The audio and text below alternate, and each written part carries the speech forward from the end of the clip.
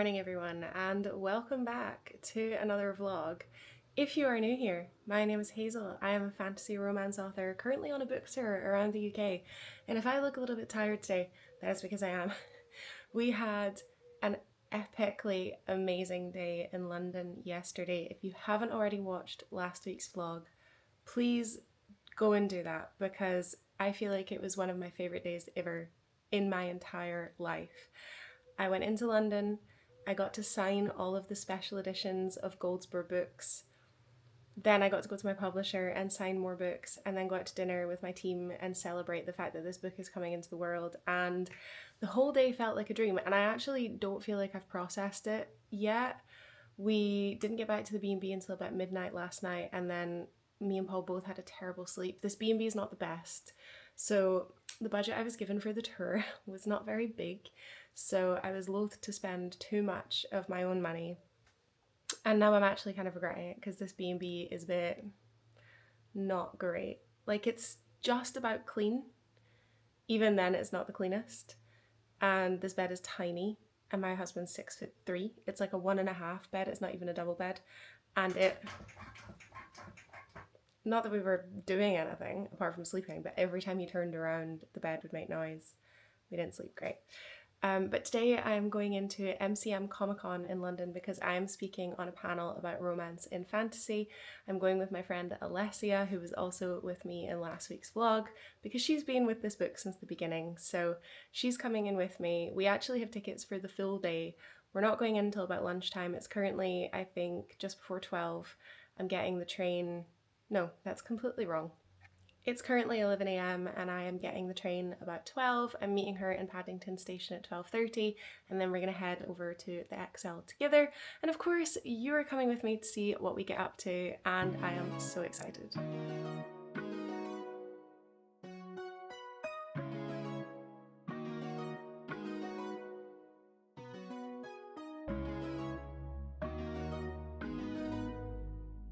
Okay, we have arrived at the XL. I have met up with the wonderful Alessia. It's pretty busy, as we expected. I haven't really vlogged much of like the journey in because I was juggling coffee and stuff. But we have made it.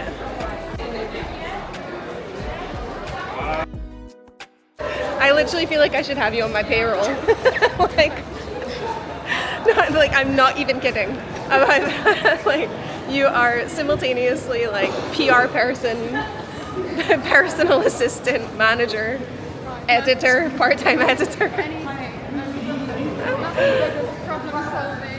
Literally.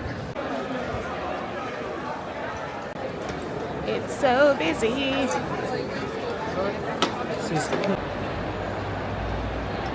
The writers. The writers on me.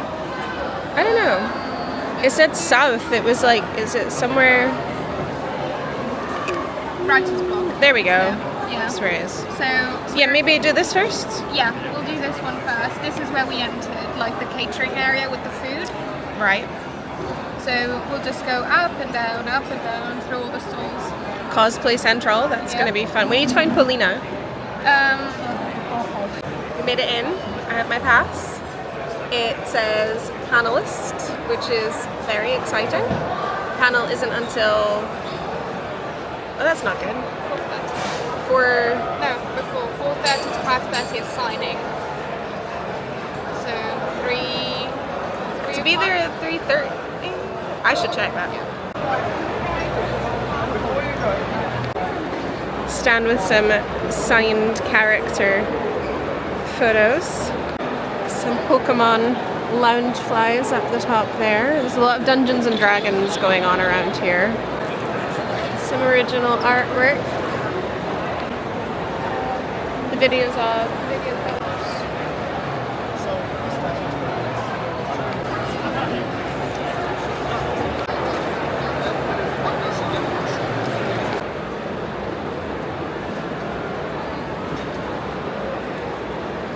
Okay, wait.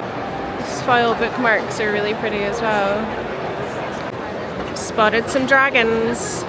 Okay, they're really cute. Oh, that would be cool.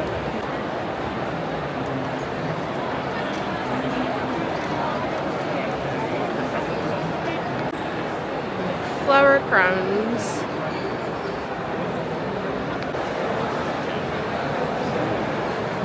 Deliver more tasks from them, or like tasks from them. You make a positive effect. Do you wear wigs?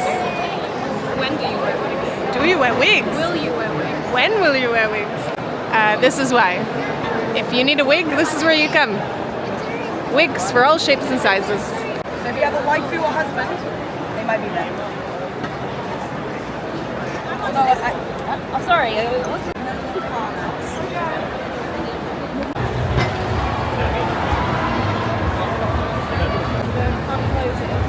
They do in the big.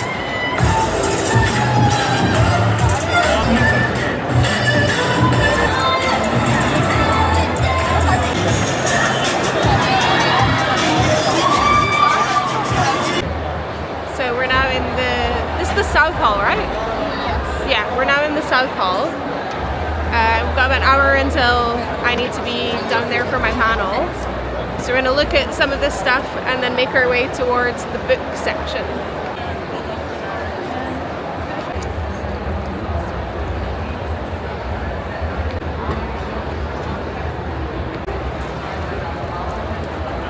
Like, it's probably quite expensive, but they have a lot more options for food than I thought.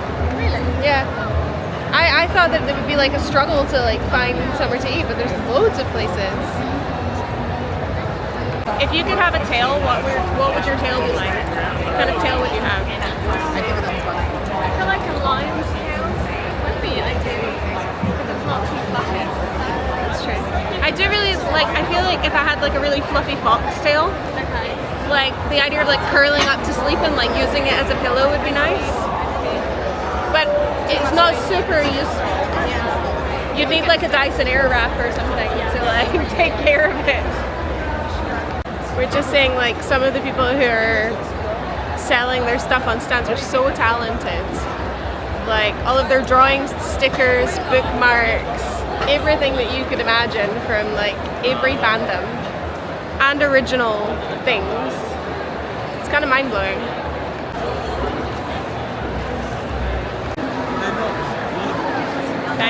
I am in the right area.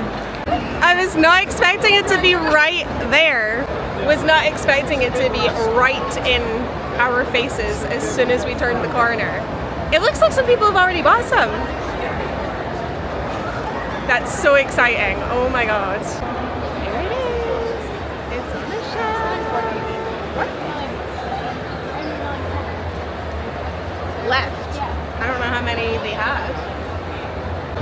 Callie Hart is signing Quicksilver right in front of us. Was lost. I was just looking. Enjoy this in the vlog. So there she is. Although the hardback looks really good. So this is where I'm going to be speaking later. It says on the schedule, romance and fantasy. Oh my god, I'm so excited. This Disney art is so cute. We have a British Ariel. So pretty. Wow. He has a whole catalogue. Oh, he says Hunchback as well. What's your favorite Disney movie? Tarzan. Tarzan. That's a good choice. Mine is Pocahontas. These are really good.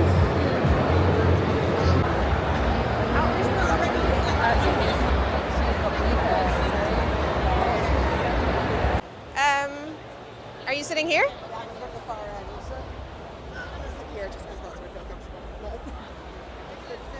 Oh, I think this works good. Hello everyone, welcome to this afternoon's Romance in Fantasy panel.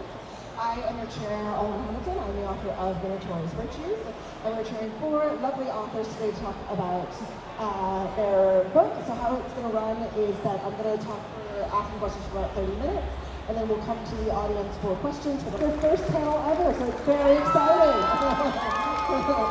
If you could tell us just a little bit about your book that we're talking about today. We'll start with you, Hazel. Let's see. Oh, the microphone is working. Okay, so I'm Hazel McBride. I am a Scottish fantasy romance author. My debut comes out on Tuesday. And available price. if you guys want to grab it 3 days early, it's already here. It's A Fate Forged in Fire. It's basically if the Barbie movie had dragons and was more gay. 10 out of 10, no notes. It's on? It's on.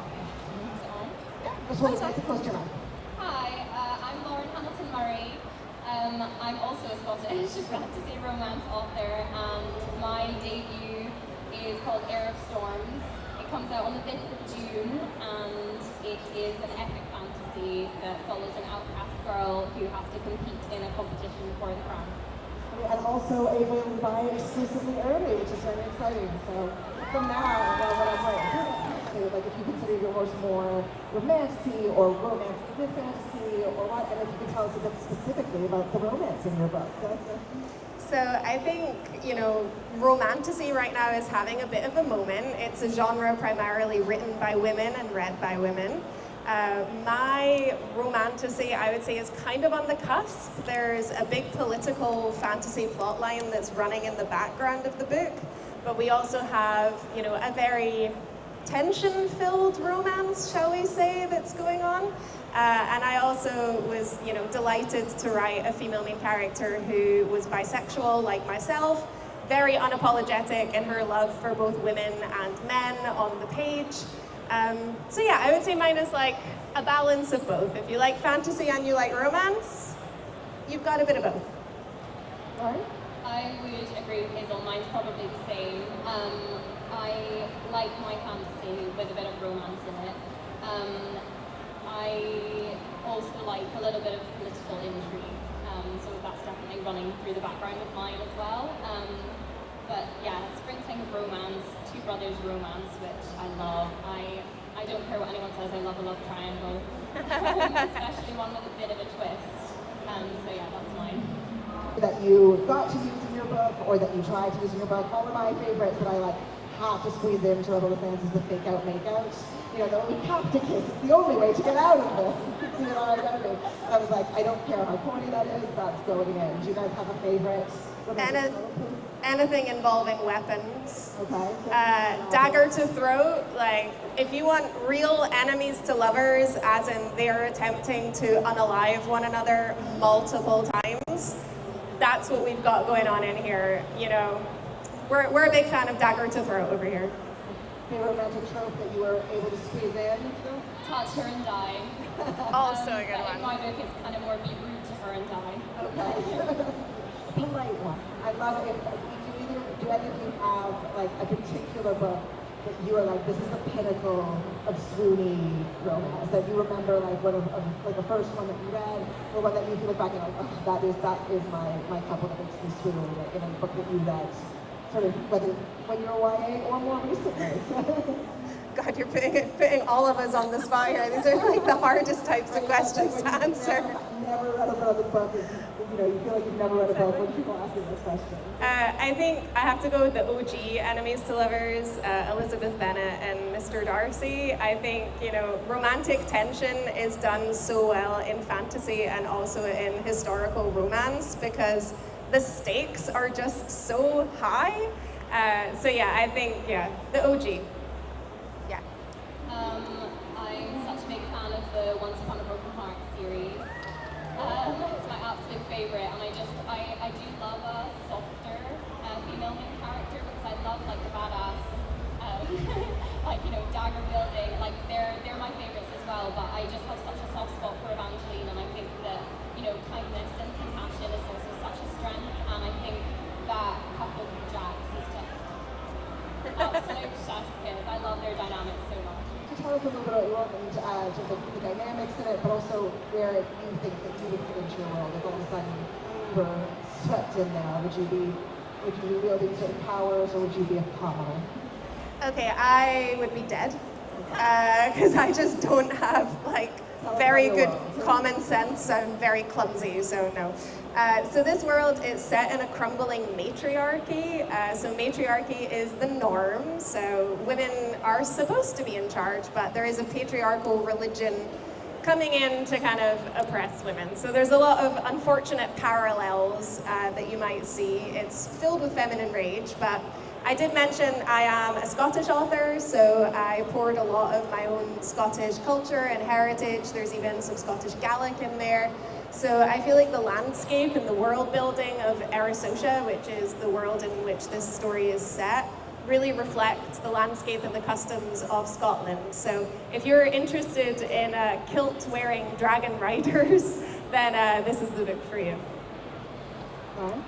Air of Storms is set in an empire that is split into 4 elemental kingdoms. Obviously each represent fire, water, earth, and air. But I knew I wanted the political situation to be a little bit different in this book, so the crowns aren't inherited, they're won in a competition. I also would be dead. I would have died on page 1. But also, you know, slight main character complex, I also think that I would want to be the main character. And I think that if I had elemental powers, I probably would want earth magic, because I just think it's very beautiful and it's linked to like nature and rebirth and nice things like that. You get that balance, right? Was there anything that you felt like, this is where I need to take a step back on one of them to sort of make the other one shine, or are you just sort of trying to meld them equal opportunity? I feel like it becomes very character driven. So my female main character, especially at the beginning, she's very arrogant. She's very kind of got blinkers on towards her goals. So when it comes to that political climate that she's, you know, fighting against a patriarchal religion, you know, there's not an awful lot of the romance at the beginning of the book because that is so much at the forefront, and it isn't until she, you know, meets this dragon riding prince who's standing in her way that she starts to kind of view him as, maybe you're the key to helping me. So is it better for me to kind of quote unquote get into bed with my enemy, or is it better to go it alone? So I feel like in mine, the spice and the romance kind of comes through alongside what's happening with the political plotline. I think there's space for the battle scenes, but there's also space for, you know, those like gentler or maybe not so gentle, tender moments. I don't know about you, how you balance the trials for the throne with the romance with other people who may want the throne. I was feeling all of Hazel's answers, but yeah, I think it does become very character driven, and with the trials and with the politics and with the world building, I think I just tried to find ways that I could weave that through the characters, weave that through conversations, make it feel that, you know, I never wanted to info dump. I was very conscious of that while I was writing, so I think that with the trials in my book, I really wanted them to bring out things about the characters, especially the protagonists, so finding that balance, like, it took a little bit of time, but hopefully it's worked. Before I had one that was publishable, was for your first books, your first book, or are there secret hidden books that either need to be reworked or that can never see the light of day? Oh, there's definitely some buried manuscripts on my laptop that no one will ever see. I do recognize a few faces in this crowd who might know me from some fan fiction that I have written, which... Would you like to share with the room? Or would you like to keep that secret? No, House of the Dragon. I'm a big House of the Dragon fan, specifically Aemon Targaryen. But I feel like fan fiction is such a fantastic way to cut your teeth as an author. You know, it's such a fantastic writing exercise when the world is already there and the characterization is already there for you, and you just get to kind of play around with like, what do I enjoy writing? I think it's fantastic, and the fanfic community is so warm and so welcoming, and it really embraces everything, and I think it just gives you like the confidence and the courage to be able to find your feet as a writer. Regarding A Fate Forged in Fire by my agent, I said yes immediately. We gelled really well. I love having my team behind me. They've been so incredibly supportive, and yeah, I wouldn't do it any other way now, and I feel very lucky for everyone who's been on this journey with me until now. Well, my main character, Blaze, has been living in my head since I was 12. So it is my first. For like 4 years. I feel like I sort of grew up with her, and then the story gradually formed around her. So it's been a few years in the making. But yeah, it came to me slowly, piece by piece. but it is the first book that I've written. I've written some short stories and stuff, and I studied creative writing for my master's, so I've written a few other things, but it's my first full-length book. Can I just interrupt here? I got to read an early version of Air of Storms. It is fantastic. Like, do not let Lauren's age fool you. She is so talented. Like, this book is genuinely incredible. Like, seriously, well done. Yeah. What's the thing that you think like is most you, and what's the thing that you most sort of wish was you in your main character? Yeah? Or that most drives you crazy? So my female main character is a bisexual woman called Amira. And I think she embodies everything that I wish I was. She's incredibly courageous, incredibly confident, so unapologetic, just to be completely who she is. I very recently got an autism diagnosis as well, so, you know, starting to learn some more things about myself late in life. And I think if I'd been able to see a character like Amira when I was a little bit younger, I could have maybe seen some of myself in her and gone, you know what, it's okay to be this way. And then my male main character, Fiorian, is just dangerous and really, really hot. Because I wanted to write that. Yeah, just like me. Lauren, what is your favorite thing about Blaze, and how is she like you or not? Well, when Blaze was born, her birth summoned this devastating storm that killed thousands of people. It almost drowned the entire empire. So she's been hidden away from the world for 17 years. Everyone hates her, everyone's scared of her. So that's naturally kind of screwed with her a little bit. And when she's first introduced to society, she doesn't really have a basic idea of kind of social interaction. So she's very socially awkward. She's very shy. Very stubborn. She's a bit of a sad girl, and I think that when it came to writing her, they say write what you know, but you can't really do that with epic fantasy. So the way I wrote what I knew was through Blaze. So I think I took the way that I would react to a situation, and I made it the way she would react to a situation. But I do think she is quite like me in quite a few ways. I think for me, I've always had such a love for mythical creatures. Obviously, the first book is centering around dragons, but drawing from Scottish mythology, you know, in future duologies, there's going to be Kelpies and Selkies. And I think the ability to bond with a mythical creature is just something that I've always desired. Like, just to be able to share, like, part of your soul or your mind somehow, you know, whether it's a griffin or a dragon or a little firebird or a phoenix. I think I would just love a mythical, magical companion. Excellent. You said you wanted earth powers. Because, I mean, the planet's dying. So I think that I would use my earth magic to cure the world, or I would want water magic to help cure the ocean, because as David Attenborough tells us, that's the hub of life. So I think that I would try and do good in that way with my elemental powers. Such a good answer. Now you make me feel crappy. I know, we're like dragons, charms, like. I just want my champagne to be cold. It's fine, you can say that. Hi, are any of your characters black? And if so, why or not? Yes, I think the world of A Fate Forged in Fire is as diverse as our own world is, not only with skin color, but queerness. And I think it was really important for me to highlight not necessarily POC characters as main characters. I think we should look to POC writers and authors for that. But I think it was really important to me to reflect the diversity of our world in my own. I think if they can have magical powers, we should include everyone. None of my children Just to echo Hazel again, I wanted to be inclusive, and I wanted a really varied cast of characters, and the Queen of the Waterlands, so she is Queen of the Aquatory, Queen Hydra, she's black, and she is one of my favourite characters. More deeply. That's such a good question. This book was much larger initially than going in. So we did cut out quite a few scenes, but I think that was just to keep the pacing going. So there was some lore and world building in the initial draft that's got pushed into book 2. So as we go through this world of Erisosha, there's going to be standalone duologies in each territory. So basically what's going to happen now is the reader is going to learn what they need to learn for each.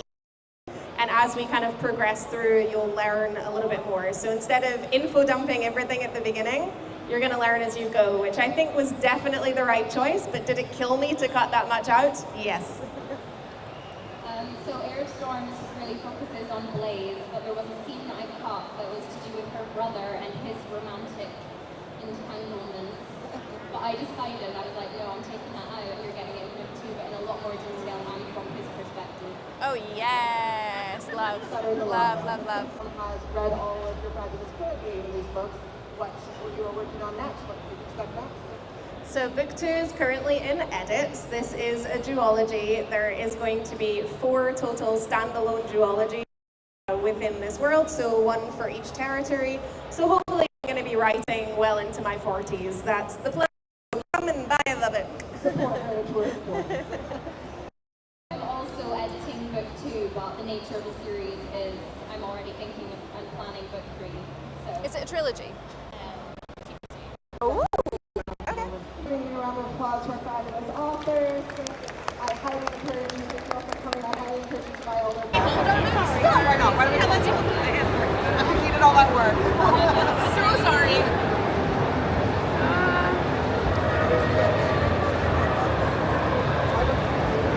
So we're heading to sign. Do I need to go up there? Queue. Oh my god, why is there a queue? Why is there a queue? Why is there a queue? What's happening? I don't know where I'm going. What is going on? I'm like, why is there a queue? Like, why are you guys waiting for me? Like, what's going on? I never really know what's going on.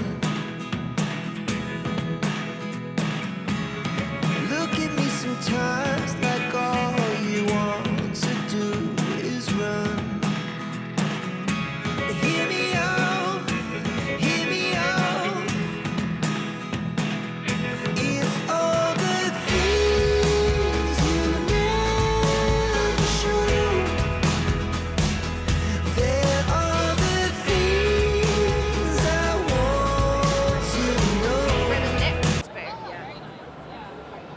Nothing that gives anything away. Like a little. Oh yeah.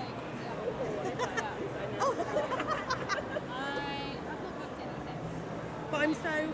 Oh, I can't wait to. I'm so. That's a proud. massive clue, but I don't think you're gonna get it.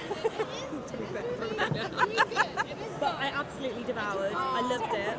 I'm half Scottish too, so Oh I my was God. so excited. So I Yeah. can't wait to force my mum to read it. But I'm also so happy for you because I'm really, really hoping that it's so successful. I'm telling everyone I know. That really means the world. Yeah, That I'm means really so much. happy. Do you mind if we have a photo as well?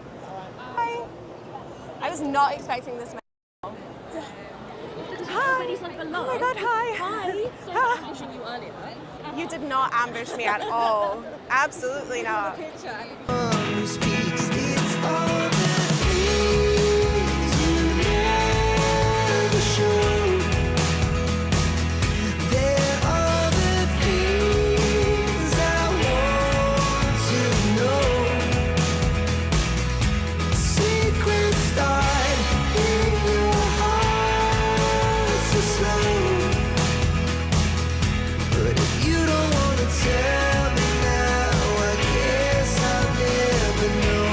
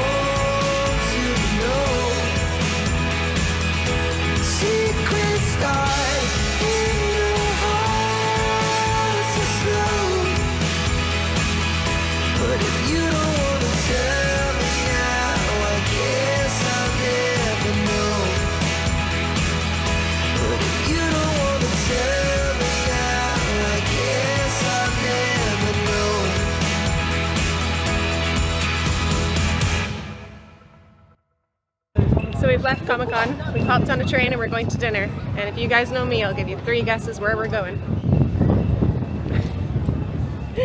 Not hard to guess. That's right everyone, we're going to Nando's.